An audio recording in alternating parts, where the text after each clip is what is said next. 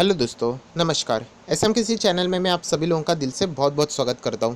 दोस्तों, इस वीडियो में हम लोग कवर करने वाले बहुत कुछ इंपॉर्टेंट स्टॉक एंड उनसे जुड़ी हुई इंपॉर्टेंट बातें। तो चलिए फ्रेंड्स, इस वीडियो को स्टार्ट कर लेते हैं। तो सबसे पहला आज के दिन का अगर हम लोग बात करें तो बहुत सारे लोगों ने कमेंट सेक्शन में भी रिक्वेस्ट किया था हिंदुस्तान यूनिलीवर एचयूएल से रिलेटेड एक वीडियो बनाया जाए। अभी ये स्टॉक आप लोग देख सकते हैं लगभग 2000 के आसपास आ चुका है। एंड जिस तरीके की चीज़ें हम लोग को देखने को मिल रही है, जल्द ही ऐसा लग रहा है कि ये 2000 के नीचे भी आ जाएगा। तो क्या यहाँ पे खरीदने के कोई मौका है? अगर खरीदना चाहिए तो क्या क्या लेवल पे ऊपर खरीदना चाहिए, किन लोगों ने खरीदना चाहिए? क्योंकि आप सभी लोगों को पता है स्टॉक मार्केट में अलग अलग टाइप के इन्वेस्टर होते हैं। कुछ लोग शॉर्ट टर्म के लिए आते हैं, कुछ लोग लॉन्ग टर्म के लिए आते हैं। तो सारी लोगों की बातें यहाँ पे मैं इस वीडियो में बताने वाला हूँ। सो दोस्तों, हिंदुस्तान यूनिलीवर में हम लोगों को गिरावट देखने को क्यों मिल रही है, इससे रिलेटेड न्यूज़ मैंने ऑलरेडी आप लोगों को बता दी थी। कुछ अगर आप लोग दिनों पहले के वीडियोस भी देखोगे, आप लोगों को ये न्यूज़ ऑलरेडी मैंने बता दी थी कि यहाँ पे जो ब्रिटिश ड्रग मेकर है ग्लैक्सो एंड उसी के साथ साथ जो हॉर्लिक्स है, यहाँ पे वो प्लान कर रहे लगभग 5.69% का जो उनका स्टेक है इन हिंदुस्तान यूनिलीवर एचयूएल में, वो यहाँ पे वो वाया ब्लॉक डील से यहाँ पे क्या कर सकते, बेच सकते at the price band of ₹1850 और 1950 के बीच में। सो उसी के साथ साथ ये चीज़ हम लोग को सारी चीज़ एक्सपेक्टेड है। जीएसए के is an expected to sell the stake on 7 May 2020 and the expected a settlement date for the transaction will be the 11 May। So यही न्यूज़ है जिसके वजह से हम लोग कह सकते हैं कि एचयूएल में हम लोग को गिरावट देखने को मिल रही है कि यहाँ पे एक बहुत बड़ी क्वांटिटीज़ हम लोग को सेल होती हुई देखने को मिल रही है। बहुत बड़ी डील है। एंड ये डील की अगर हम लोग बात करें तो रफली ये रुपीज़ 247.5 मिलियन की है। यस दोस्तों, अप्रॉक्सीमेटली 247 या फिर 260 के बीच में आप लोग यहाँ पे देख सकते हैं। बहुत बड़ी डील है जो कि हम लोग को यहाँ पे देखने को मिलने वाली है। सो यहाँ पे कितने शेयर्स की अगर हम लोग ये बात करें तो आप लोग यहाँ पे पढ़ सकते हो लगभग 13 करोड़। यस दोस्तों, 13 करोड़ 37,72,044 शेयर्स की यहाँ पे ये डील होने वाली है, which is an approximately 5.69% of the total share outstanding as of the 21 April 2020 will be offloaded through the block deal. So इतना बड़ा हिस्सा यहाँ पे बेचने की प्लानिंग हो रही है एंड इससे हम लोगों को यहाँ पे एचयूएल के शेयर में दबाव देखने को मिल रहा है।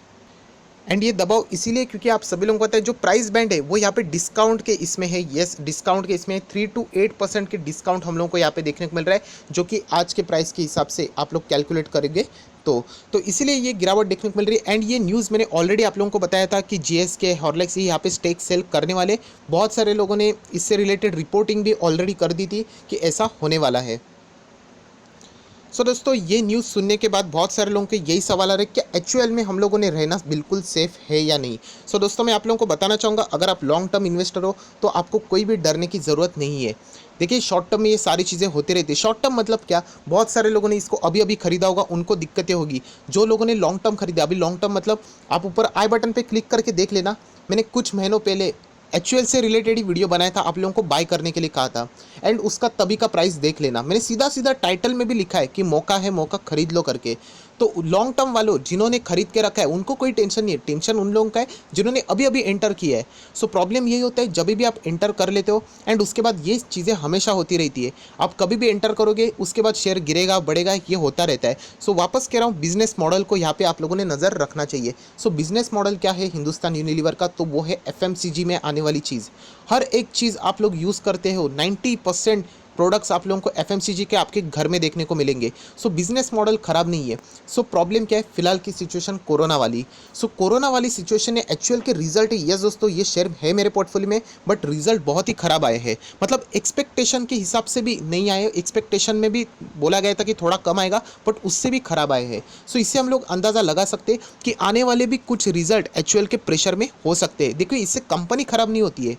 सो ये जो आप लोगों को आने वाले रिजल्ट प्रेशर में देखने को मिल सकते हैं। सो इसका अर्थ क्या है, इसका अर्थ यही है कि आप लॉन्ग टर्म इन्वेस्टर में रहोगे तो आप लोगों को कोई चिंता की बात नहीं, आप अच्छा खासा पैसा बना सकते हो। सो यही कहना चाहूँगा, एचयूएल में अगर आप लोग यहाँ पे ट्रांचेस में बाय करोगे, हमेशा दोस्तों याद रखना इंस्टॉलमेंट में बाय करना, आपको फ़ायदा ज़रूर मिलेगा। अगर आप लमसम अमाउंट डालोगे तो आप फंस गए, क्योंकि आप लोगों को नहीं पता कि स्टॉक कहाँ तक गिरेगा, क्या न्यूज़ आ सकती है। शायद से लॉकडाउन कल ही ख़त्म हो जाए या फिर लॉकडाउन शायद से 2 महीने बाद भी ख़त्म हो जाए। तो इसीलिए हमेशा गैप में हम लोगों ने क्या करना चाहिए, इसमें यहाँ पे निवेश करना चाहिए। सो दोस्तों, जो लोग भी यहाँ पे खरीदना चाहते हैं तो मुझे ऐसा लगता है 1900 के लेवल पे आप लोगों ने फर्स्ट इंस्टॉलमेंट लगाना चाहिए। जो लोग बहुत ज़्यादा डरते हैं कि ये बहुत ज़्यादा नीचे आएगा, तो आप लोगों ने 100 का गैप छोड़िए, 200 का गैप पे से बाय कर लीजिए, मतलब उसके बाद आप लोगों का सेकंड इंस्टॉलमेंट 1700 पे लगा दीजिए, उसके बाद आप लोग देख सकते हैं 1500 पे आ जाता है तब खरीद लेना। सो जितना ये गिरेगा ना, एक बात तो आपके दिल को भी पता है, आप दिल के ऊपर हाथ रख के बता दो, क्या आपको लगता है एक्चुअल खत्म हो गई, बंद हो गई, मतलब कल से बिजनेस बंद? बिल्कुल नहीं, ये सिचुएशन है, उसके हिसाब से हम लोगों को ये नीचे आते हुए देखने को मिलेगा। तो इसका फ़ायदा लोग उठाएंगे या फिर डर के मारे भागेंगे, ये तो मैं आपके ऊपर छोड़ता हूँ। तो याद रखना दोस्तों, जोश में नहीं आना है, होश से ही काम लेना है। तो ये जो लेवल से मैंने आप लोगों को यहाँ पे बता दी, कैसे आप लोगों ने, एंड आप चाहो तो इसको मॉडिफाई भी कर सकते हो। आपको ऐसा लग रहा है कि नहीं इतना 200 का गैप बहुत ज़्यादा लग रहा है, तो आप इसको 1900 पे खरीदना, उसके बाद 1800 पे खरीदना, उसके बाद 1700 पे खरीदना। सो हर एक ऐसे ट्रांचेस में 100 का गैप्स, जो इसको एग्रेसिवली खरीदना चाहते हो 50 के गैप में भी खरीद सकते हो। सो ये स्ट्रैटेजी हमेशा काम करती है दोस्तों।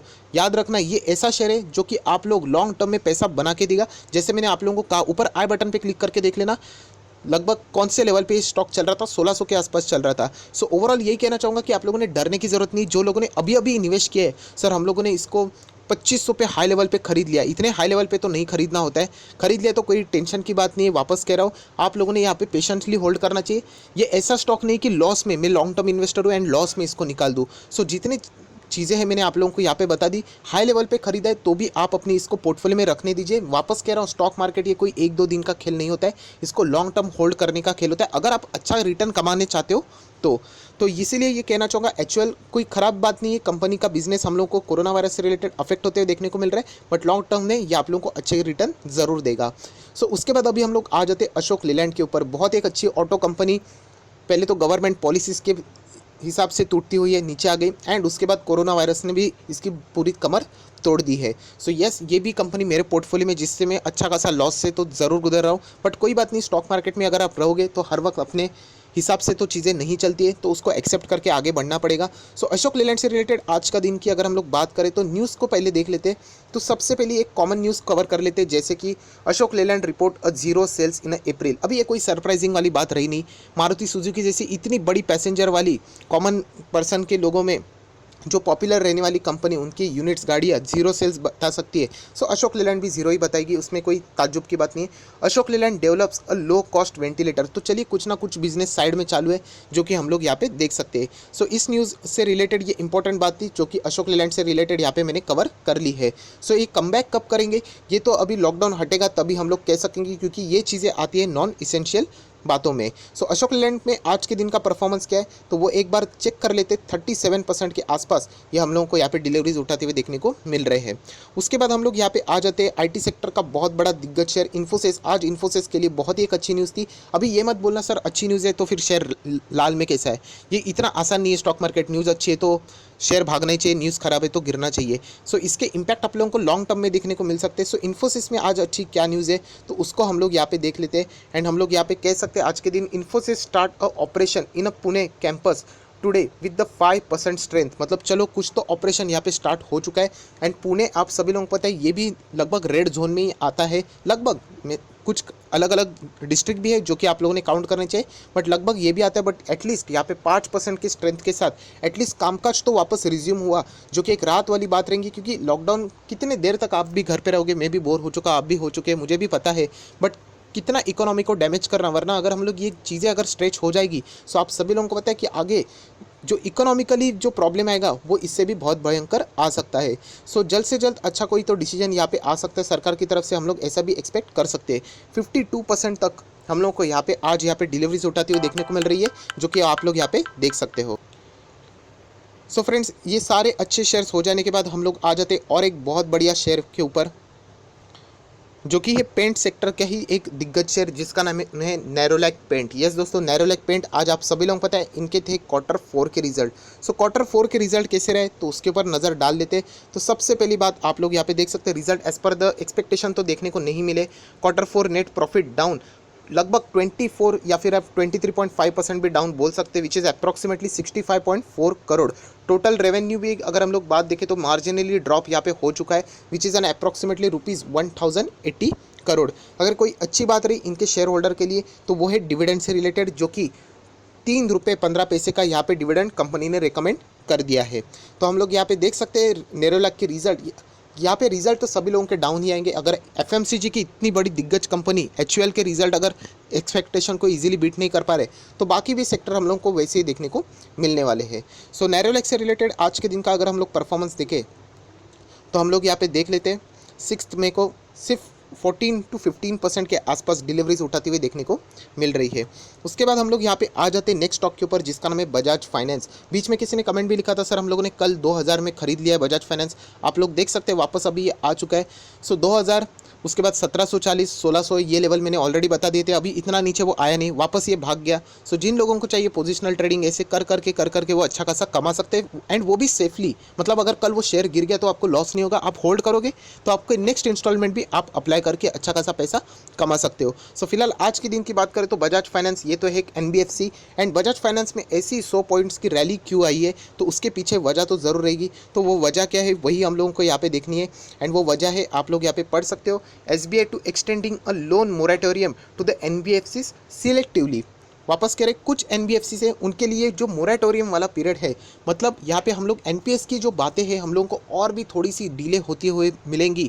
तो यहाँ पे कंपनीज के रिजल्ट खराब होते हुए देखने को नहीं मिलेंगे, बट यहाँ पे क्लियर कट का है सिलेक्टिवली हर एक एनबीएफसी को ये राहत नहीं मिलने वाली है। सो ये भी एक इंपॉर्टेंट बात है, वो आप लोगों ने पता होनी चाहिए। उसके बाद अगर हम लोग बात करें स्टेट बैंक ऑफ इंडिया की एसबीआई, जो कि पीएसयू सेक्टर का एक दिग्गज माना जाता है, उसी के साथ साथ वर्स्ट में बेस्ट एक पीएसयू बैंक ज़रूर माना जाता है। हालांकि आप सभी लोगों को पता है अगर आपको बैंक में निवेश करना है तो आप HDFC, Kotak Mahindra, ICICI bank, in private banks में जा सकते हो rather than state bank of India, क्योंकि यहाँ पे रिटर्न ज़्यादा मिलते नहीं है। अगर मिलते हैं तो वो बहुत ही कम होते हैं, इससे अच्छा तो आप एफडी में ही अच्छा खासा कमा पाओ। सो स्टेट बैंक ऑफ इंडिया की बात करें तो बहुत सारे लोग पूछ रहे थे कि क्या लॉन्ग टर्म के लिए इसमें निवेश करना चाहिए, तो वापस कह रहा हूँ दोस्तों, इसमें मिलने वाले रिटर्न बहुत ही स्लो होते हैं, तो ये बात आप लोगों ने ज़रूर कंसिडर करनी चाहिए। हाँ, एक advantage state bank of India वाले निवेशक जो होते हैं उनको ज़रूर मिलती है कि ये स्टॉक कभी डूब नहीं सकता। मतलब मैं लिख के बताना चाहूँगा कि ये स्टॉक कभी डूब ही नहीं सकता, क्योंकि ऑब्वियसली अगर एसबीआई डूब गई तो गवर्नमेंट ऑफ इंडिया की ही लग गई, समझ लेना। सो स्टेट बैंक ऑफ इंडिया कभी भी नहीं डूबेगी।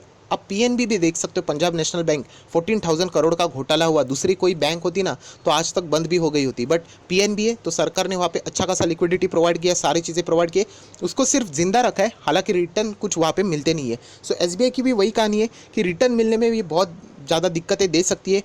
छोटा मोटा उछाल ज़रूर आता है, जैसे कि डेड कैट बाउंस, अभी इतना गिर गया तो कभी कभी वो जंप ज़रूर दिखाते हैं, but as an a long term investor ये शेयर आप लोगों को इतना ज़्यादा रिटर्न नहीं दे पाएंगे as compare to the other private sector banks. So उसके बाद दोस्तों आप सभी लोगों को पता है मैंने अलग से वीडियो ऑलरेडी बना दिए हैं, जहाँ पे आईटीसी से रिलेटेड मैंने ऑलरेडी बातें कवर कर दी है कि आईटीसी में हम लोग को इतनी गिरावट देखने को क्यों मिल रही है।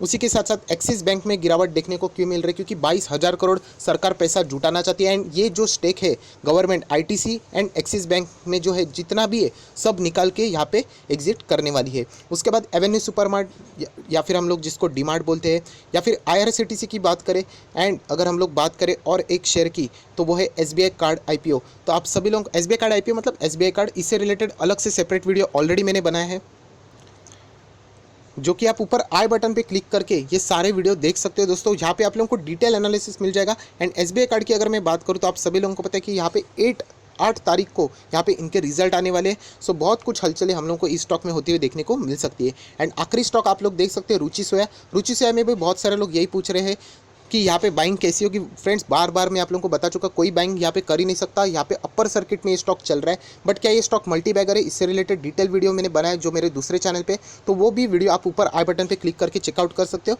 तो सारी बातें आपके लिए क्लियर हो जाएंगी। सो आई आशा करता हूँ दोस्तों ये वीडियो आपके लिए अच्छा लगा होगा, तो जरूर इस वीडियो को लाइक करना एंड दोस्तों के साथ शेयर करना मत भूलना। So that's it, thank you very much, we will be meeting on our next video. तब तक के लिए बाय बाय।